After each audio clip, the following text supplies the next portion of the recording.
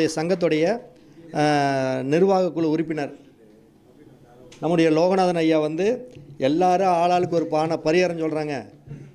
ஒருத்தர் நான் இந்த பரிகாரங்கிறாங்க, ஒருத்தர் தாந்திரிக பரிகாரங்கிறாங்க, ஒரு அதை என்னென்னமோ சொல்கிறாங்க.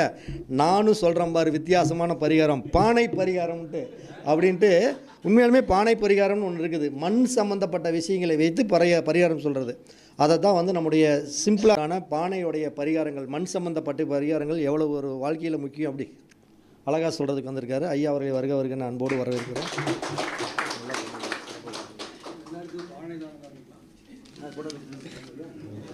சொல்கிறேன் சந்தோஷ் வண்டி வேணுமா?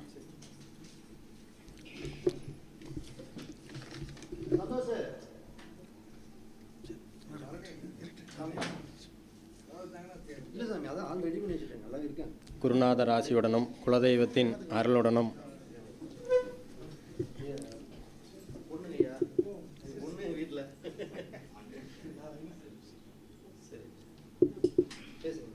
குருநாதர் ஆசியுடனும் குலதெய்வத்தின் அருளுடனும் நவகிரகங்களையும் பஞ்சபூதங்களையும் வணங்கி சரவணபவ ஜோதிட அறிவாலயத்தின் 18வது மாதாந்திர கருத்தரங்கிற்கு வந்திருக்கும் ஜோதிட குருமார்கள் அனைவருக்கும் வணக்கத்தை தெரிவித்துக் கொண்டு,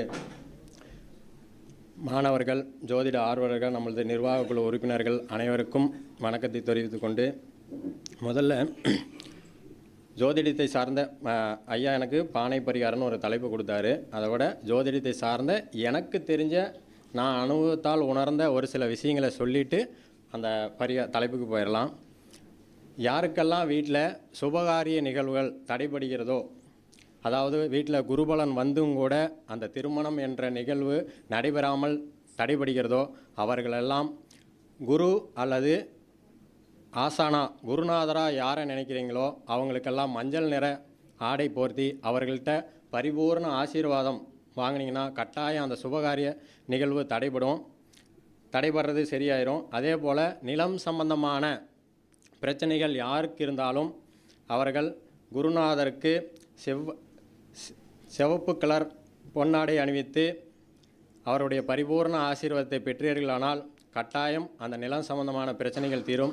ஏனென்றால் முன்னோர்களே சொல்லியிருக்கிறார்கள், சுக்குக்கு மிஞ்சிய மருந்தும் இல்லை, குருநாதருக்கு மிஞ்சிய தெய்வமும் இல்லை. ஆனால் நாம் கண்கண்ட தெய்வம், நம் கண்முன் காணும் தெய்வம் நமது குருநாதர்கள் மட்டுமே.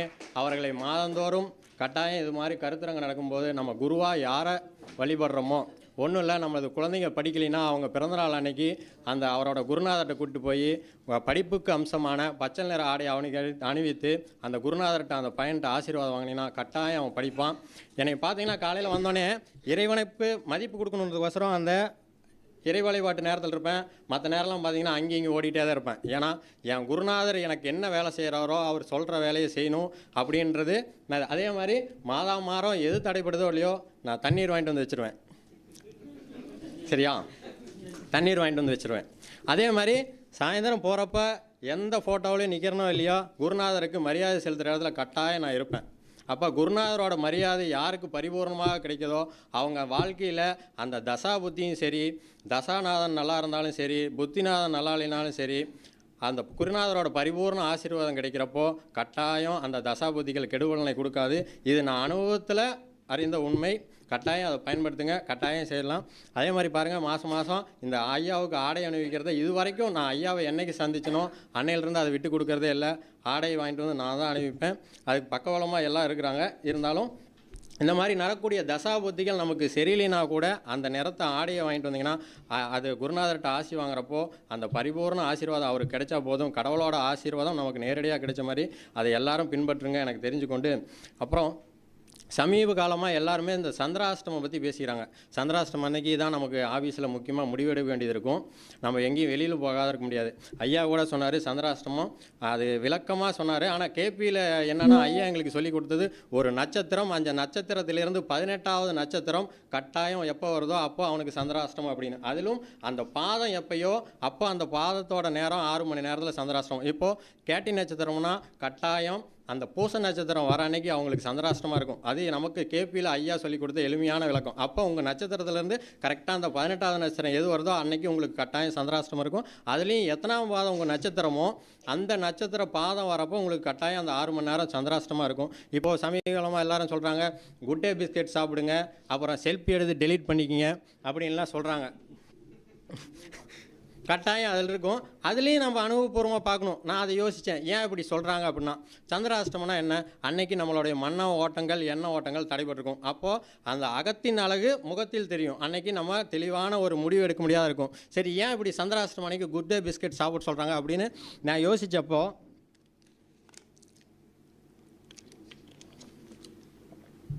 சந்திரன் முகத்துக்கு காரகன். அந்த சந்திரனோட ஹெட்டு யார்? சூரியன். அப்போ அந்த சந்திரன் கெட்டு போகிறப்போ சூரியனை ஆக்டிவேட் பண்ணால் ஒருவேளை இதெல்லாம் அடிபட்டு போயிருமான்னு யோசித்தேன். அப்போ சூரியன்னா சிந்தனை செயல்திறன். அப்போ அந்த சிந்தனையும் செயல்திறனுக்கும் பூஸ்ட்டு கொடுத்தா அப்போ இந்த சந்திரன் கரெக்டாக இயங்கிடுவாரா? ஒரு நாள் தான் அந்த சூரியனோட காரத்துவமான கோதுமையால் ஆன உணவான குட் டே பிஸ்கெட்டை சாப்பிட்டா சரியாயிருமான்னு சொல்லிச்சேன். அது ஒரு விதத்தில் பார்த்தா கரெக்டாக தான் நமக்கு தோணுது. ஏன்னா இங்கே முகம் சந்திரன் கெட்டு போயிட்டார், சரியா? அவரை ஆக்டிவேட் பண்ணோம். அவர் எங்கே இருக்கிறாரு? சூரியனை செயல்படுத்தினா சரியாயிருவார். அன்றைக்கி ஊட்டமாட்ட போயிட்டு, அம்மா எனக்கு இன்றைக்கி சந்திராஷ்டமம், அதுக்கு ஏதாவது கோதுமையில் ஏதாவது செஞ்சு தந்தா அங்கேயே சந்திராஷ்டமம் தொடங்கிடும்.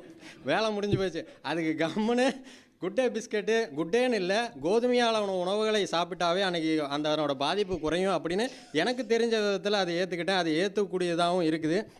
அதை பயன்படுத்தி பாருங்கள். அதே மாதிரி பார்த்தேன், நான் எப்போ பார்த்தாலும் வந்தால் அந்த வடகிழக்கு மூலையில் தான் போய் உட்காந்துட்டு எப்போ இந்த ஜோதிடத்துக்கு வந்தோமோ அப்போ பார்க்குறதெல்லாம் அந்த நவகிரகங்களும் பஞ்சபூதங்களாக தான் நமக்கு தெரியணும். அப்போ இது ராகுவா, இது சனியா, இது கேதுவா, இவர் எப்படி இருக்கிறாரு? அப்போ அந்த வகையில் இந்த முகத்தையே பார்த்துருக்கேன். அந்த முகத்தை பார்த்தா எப்படி தெரியுது? படையப்பா படத்தில் ரம்யா கிருஷ்ணன் சொல்கிற மாதிரி, படையப்பா நீ வயசானாலும் ஆளும் அழகும் கம்பீரமாக இருக்குது. அப்போ அந்த முகத்தை பார்த்தாவே தெரியும் சுக்கிரன் ஆட்சி பண்ணுறாருன்னு தெரியும் நமக்கு, ஒரு வசீகரம். அப்போ அவரோட பேச்சு எப்படி இருக்குது? வெட்டொன்று துண்டு 2. அவர் ஒரு பதில் சொல்லிட்டாருன்னா அதுக்கு நம்ம ஒரு அடுத்த கட்ட ஒரு குழப்பத்துக்கு போகல. அப்போது ஐயாவை பார்த்தேன், கையெல்லாம் கயிறாக கட்டி வச்சிருக்காரு. அப்போ கேது கட்டி வச்சிருக்கிறாரு. அப்போது அவர் ஒரு நாணத்தை தேடி போயிட்டுருக்காரு. அப்புறம் அப்போ ஜோதிடத்தில் அவருக்கு கேது பயங்கரமாக வேலை செய்யுது. ஏன்னா வெட்டொன்று, அவரோட பதிலெல்லாம் வெட்டொன்று துண்டு 2 அப்படி தான் இருக்கும். அப்போது அதை ஒரு முகத்தை பார்த்தாவே அந்த சுக்கிரன் ஒருத்தரை பார்த்தாவே இது பண்ணணும்னா நம்ம காதலிக்க ஆரம்பிச்சிடணும். அந்த ஜோதிடத்தை காதலிக்கணும். பார்க்குறதெல்லாம் நமக்கு அந்த நவகிரகமாக தெரியணும். ராகு எது. அதே மாதிரி இப்போது நம்ம ஐஸ்வர்யா அம்மா பார்த்தாங்கன்னா தெரியும். போன மாதம் பேசுனதில் ஒருத்தர் கமெண்ட் போட்டிருக்கார், அம்மா தீப்பத்திட்டு எரிஞ்ச மாதிரி இருந்ததுமா அப்படின்னு. அப்புறம் இன்னொருத்தர் கமெண்ட் போட்டிருக்காரு, ஃப்ளைட்டு வேக பேச்சு. அப்போ என்ன ஆகுது? அங்கே செவ்வாய் ஆதிக்கம் ஓவராக இருக்குதுன்னு தெரியுது நமக்கு. அப்போ அவங்க ஜாதகத்தில் பார்த்தீங்கன்னா அந்த செவ்வாயோட ஆதிக்கம் ஓவராக இருக்கணும். இப்படிலாம் நம்ம ஒவ்வொன்றையும் பார்க்குறப்போ நம்ம வச்சுனோம். ஐயாவை பார்த்தாவே ஐயா முகத்தில் சூரியன் தெரிகிறாரு.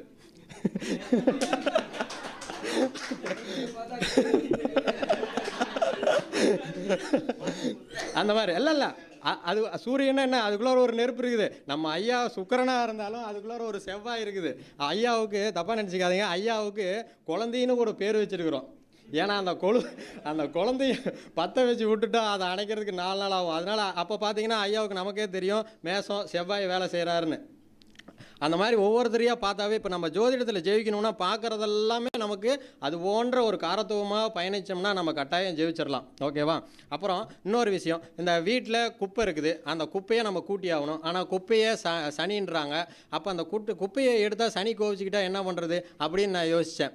அப்போது குப்பையை விளக்குமாறால் வச்சு கூட்டுறாங்க. அப்போ அந்த விளக்குமாறு யார் அப்படின்னு பார்த்தா சேஷ்டா தேவினோட அம்சம் அப்படின்னு சொல்கிறாங்க விளக்குமாறு. அப்போது சனீஸ்வரன் யார்? சேஷ்டா தேவி அவரோட மனைவி. அப்போ மனைவியால் வச்சு வீட்டுக்காரரை அடித்தா அவங்க கோச்சிக்க மாட்டாங்களா? கோச்சிக்காத இருக்கிறனால தான் அந்த காலத்திலே நம்ம முன்னோர்கள் அந்த சனீஸ்வர பகவானை அவரும் இருக்கக்கூடாது, அவரை நாம் அடித்தாலும் அவர் கோவிச்சுக்குவார். அப்போ அதனால தான் நம்ம முன்னோர்கள் அந்த சேஷ்டா தேவிங்கிற மனைவியை வச்சு வீட்டுக்காரரை அடித்து துவைச்சிருக்கிறாங்க. அதனால் அவர் கோவிச்சிக்க முடியாது அப்படின்னு இதெல்லாம் யோசித்து பார்த்தோம்னாவே கரெக்டாக ஏதோ நான் அப்படியே பாசிட்டிவாக அந்த கரெக்டாக சூட்சமம் மறந்து வரும். அதே மாதிரி இன்னொரு விஷயம், இந்த பெண்கள் வீட்டுக்கு வர சுமங்கலி பெண்களுக்கு கட்டாயம் தண்ணி கொடுத்து மஞ்சள் குங்குமம் கொடுத்து அவங்க நம்ம ஆசீர்வாதம் பண்ணுற கண்டிஷனில் இருந்தால் கட்டாயம் பண்ணுங்கள். இல்லை அவங்கக்கிட்ட நம்ம ஆசீர்வாதம் வாங்குகிற கண்டிஷனில் இருந்தால் கட்டாயம் வாங்க. அதனால் வீட்டில் மகாலட்சுமி குடி வருவா, கட்டாயம் அது மூலம் நற்பலன் நடக்கும். அதே போல் இந்த மாங்கல்ய கயிறை பெண்கள் காய போடுறதோ இல்லை அது நசிஞ்சு போகிற அளவுக்கு விடக்கூடாது. அது மாதிரி பண்ணிங்கன்னா அந்த வீட்டில் வறுமையும் கணவரோட ஆயுள் காலமும் குறையும். எப்பொழுதும் வாரம் ஒருக்காவது அந்த மஞ்சள் கயிறுக்கு மரியாதை கொடுக்கணும். மஞ்சள் கயிறு மரியாதை கொடுங்க ஐயோங்கிறாரு சிவகுமார் ஐயா. கழட்டி வைக்கிறாங்க. இல்லை அது சொல்கிறேங்க ஐயா, அதெல்லாம் கொடுக்கணும் கட்டாயமா. Okay okay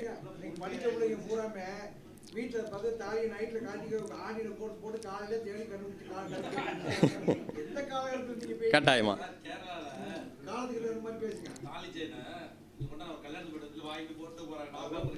okay. அப்புறம் இந்த குழந்தைங்க அந்த இதெல்லாம் நானாக ஒரு உணர்ந்தது. அப்புறம் இந்த குழந்தைங்களுக்கும் படிப்புக்கும் பார்த்தீங்கன்னா ஒரு லிங்க் இருக்குது. குழந்தைன்னு 5வது பாவம். நம்ம குழந்தைய எப்போ ஸ்கூலில் கொண்டு போய் சேர்த்துவோம்? இப்போ வயிற்றில் இருக்கிறப்ப எல்கேஜி அட்மிஷன் போட்டுறாங்க. ஆனால் நாம் இருக்க காலத்தில் 5 வயசு முடிஞ்சால் தான் 1வது சேர்த்துவாங்க. கரெக்டுங்களா? அப்போ அந்த 5 வயசுங்கிறது குழந்தை, 5ஆம் பாவங்கிறது குழந்தை அப்படின்னு வச்சோம்னா அப்போ 5 வயசு வரைக்கும் அது குழந்தையாக இருக்குது.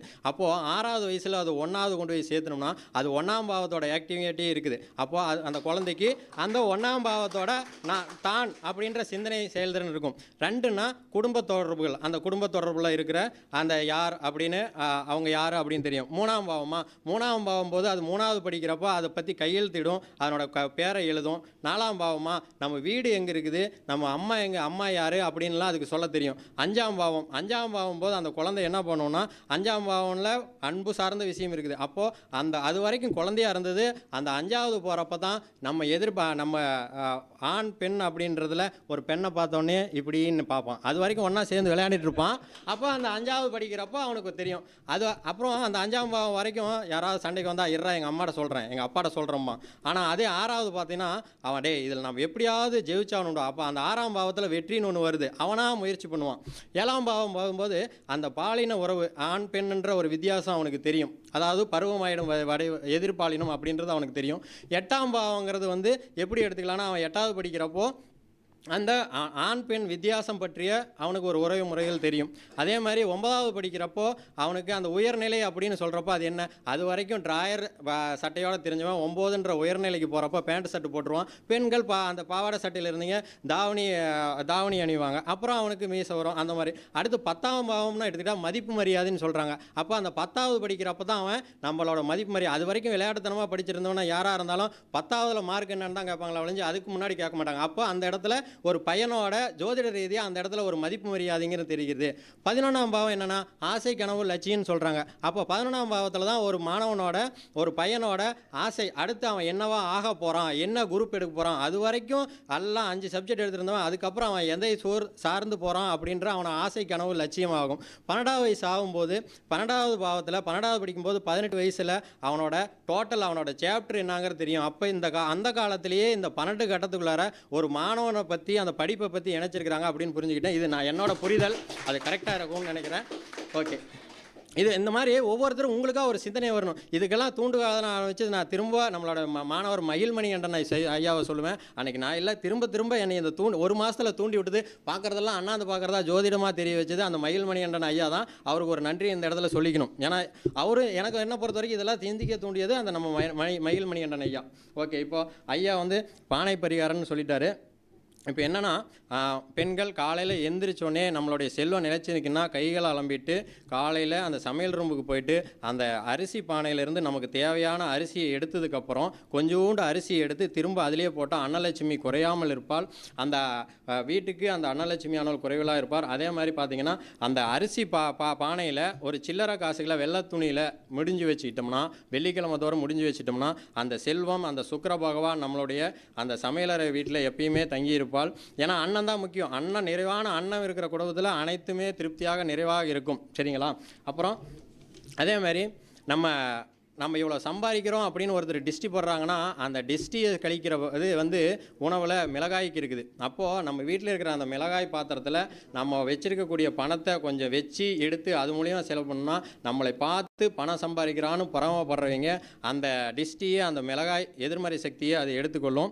அதே மாதிரி நம்மளுடைய கொடுக்கல் வாங்கல் அனைத்தும் செவ்வாய் ஓரையில் பண்ணும்போது நமக்கு கொடுக்குறவனும் கொடுப்பான், நம்ம வாங்குறவங்களும் திருப்தியாக வாங்குவோம். அதே மாதிரி நம்ம ஒரு சம்பளம் வாங்குறோன்னா அதில் அந்த பண ஈர்ப்பு விஷயங்களான பட்டை, கிராம்பு, ஏலக்காய் இதெல்லாம் வச்சு நம்ம வீட்டோட அந்த சாமி ரூமில் வடகிழக்கு மூலையில் குபேரன்ற மூலையில் வச்சு அதுக்கு தீபாராதனை காட்டி அதை தினந்தோறும் வழங்கும்போது அந்த மகாலட்சுமி யோகம் கிடைக்கும். இந்த மாதிரி பானை இது அனைத்தும் அந்த பானையில் வைத்து செய்யும்போது அந்த இயற்கையாகவே அந்த பானைக்கு பண ஈர்ப்பு சக்தி இருக்குது. அதே மாதிரி இந்த மாதிரி ஒரு வசம்பு துண்டு, அப்புறம் இந்த ஒரு கல்லுப்பு கொஞ்சம், அப்புறம் சில்லறை காசுகள், ஏலக்காய், இந்த அன்னாச்சி மொக்கு, இதுக்கெல்லாமே பண ஈர்ப்பு விசி இருக்குது.